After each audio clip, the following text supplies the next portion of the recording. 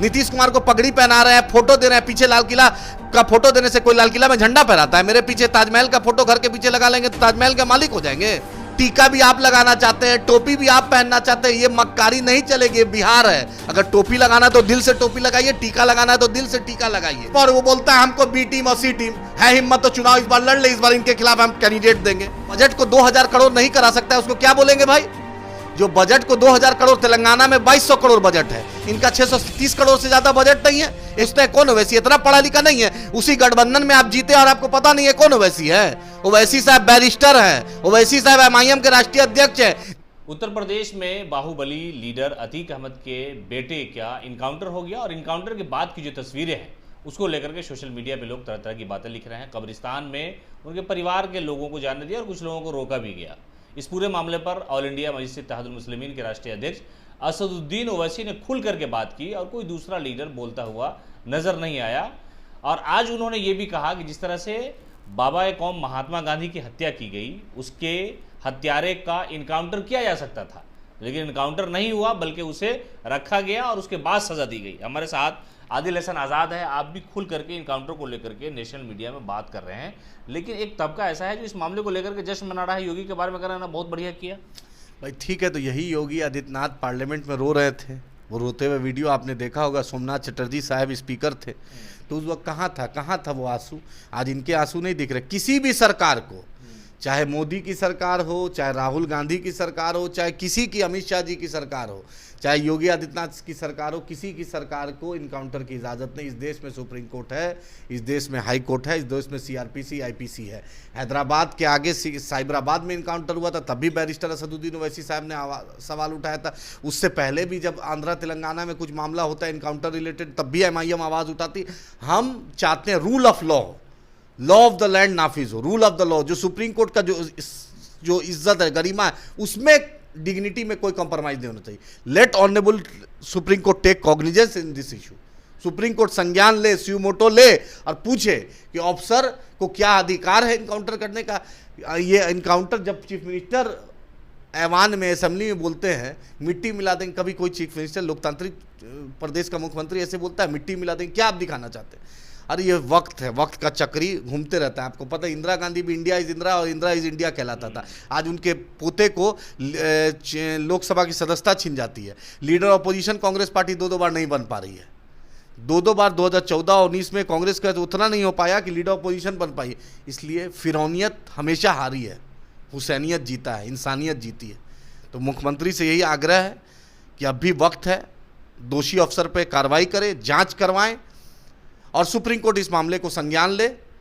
और जो भी अफसर सरकार को खुश करना चाहते हैं और कहीं ना कहीं अगर दबाव में हैं, तो मेरे भाई सुप्रीम कोर्ट का डंडा से बड़ा कोई डंडा नहीं है। 20-20 साल बाद मणिपुर, नागालैंड और अरुणाचल और कश्मीर के इनकाउंटर को जो फर्जी निकला है, तो वो सुप्रीम कोर्ट ने इंसाफ दिया है।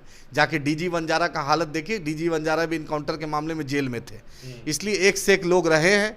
वक्त हालात बदलते हैं, सरकार की दरबारी मत कीजिए, संविधान की दरबारी कीजिए। अच्छा, सबसे बड़ी बात ये आदिल साहब कि आप लोग जो हंगामा कर रहे थे बिहार शरीफ दंगा को लेकर के, अभी आप लोग गए थे वहाँ, किट बांटा लोगों को, नरेश और गणेश सब लोगों को आपने मदद किया। मुख्यमंत्री नीतीश कुमार आज पहुँचे हैं, जातिगत जनगणना की शुरुआत आज से हो रही है। वो अपने घर गए हैं, पैतृक गाँव, और वहाँ से उन्होंने लिखा है कि हम किस जात के हैं, कितना मकान है, कितना दुकानें, सब कुछ है। तो गए, तो आप लोग बोल रहे हैं कि नालंदा वो जाएंगे ही नहीं। भाई नीतीश जी बिहार शरीफ भी चले जाते। वो मदरसा, वो उन्हीं के गृह जिला का वो मदरसा को जलाया गया है, मस्जिद के साथ तोड़फोड़ हुई है, बेरुमती की, ये दुकानें जलाएगा। अरे कल में मुख्यमंत्री आंसू तो पूछिए। आपके आंख का कल तो पता चला कि डॉक्टर के यहाँ जब जाते हैं चीफ मिनिस्टर, तो एसपी, डीएम, एसएसपी, डीआईजी पूरा पटना थम जाता है 15 मिनट के लिए। मुझे समझ में नहीं आता है, अरे मुख्यमंत्री जी इतना सिक्योरिटी की क्या जरूरत है आपको? आप किसी हॉस्पिटल में जाते हैं या कोई फंक्शन में जाते हैं तो एसपी, डीएम इतना क्यों? छठी, मुंडन, खतना, अकीका में जाते हैं तो एसपी, डीएम, एसडीओ पूरा अमला क्यों जाता है? सीएम सिक्योरिटी के लोग जाएं और सीएम जाए, जो इनवाइटेड है वो जाए, तो एसपी, डीएम भी दरबारी में चमचागिरी में चले जाते हैं। मुझे समझ में नहीं आता क्या मुख्यमंत्री वहां से फैसला कर देंगे? किसी के छठी और मंगनी और अकीका में मुख्यमंत्री कुछ कर देंगे क्या? वहां से फैसला देंगे कि नहीं कन्यादान हम करेंगे, कि खतना हम ही करा देंगे? ऐसा कुछ होता है क्या?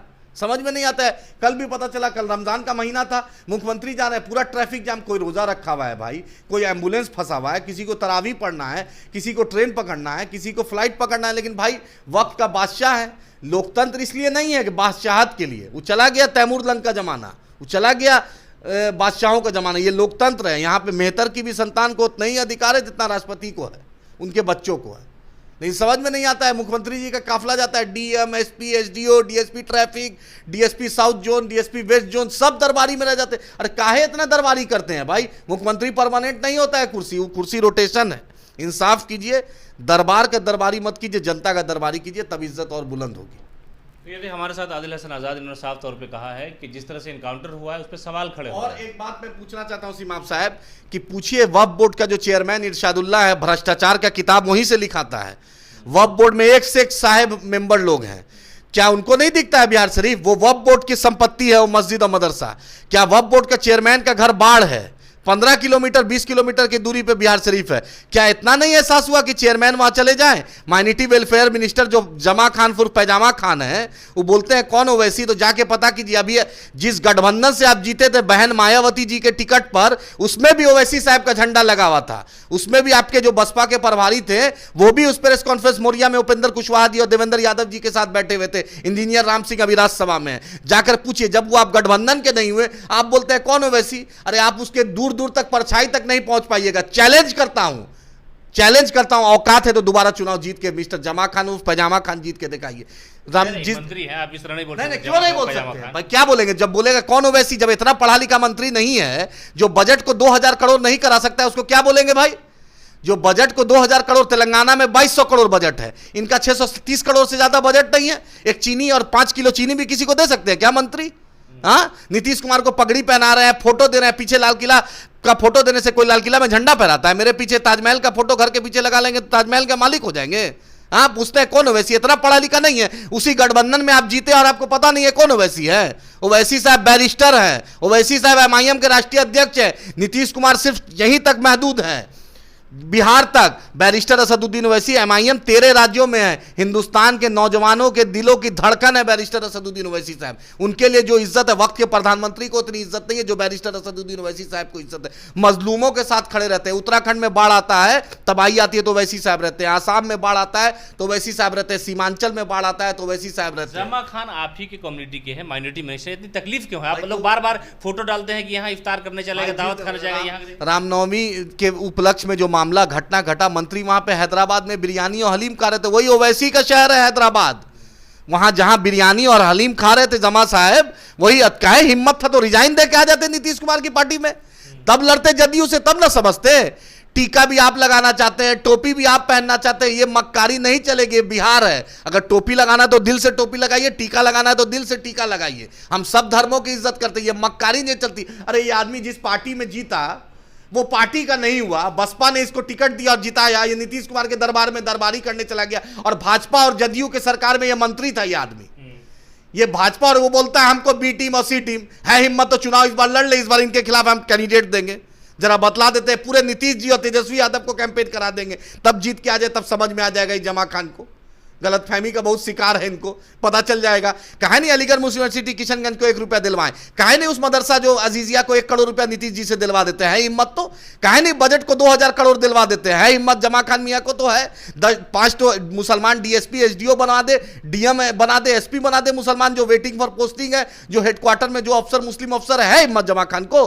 अरे बसपा आपको बहन जी दलितों ने वोट दिया, आपको एमआईएम के चलते मुसलमानों ने वोट दिया, आपको जिता के भेजा, आप चले गए जदयू भाजपा में, वहां दरबारी करने लगे, नीतीश कुमार की दरबारी करने लगे। अरे नहीं बनेंगे प्रधानमंत्री नीतीश जी, कितनों दरबारी कीजिए और आप भी दोबारा रिन्यूअल नहीं होइएगा। आपसे पहले जो कुर्सी पे बैठे थे फिरोज साहब, जाके सिकटा में पूछिए, वो भी आप ही के नक्शे कदम पे थे। दोबारा जीत के सिकटा के अवाम में बददुआ देने की चैलेंज कर, हम चैलेंज कर रहे हैं, उनके खिलाफ कैंडिडेट देंगे।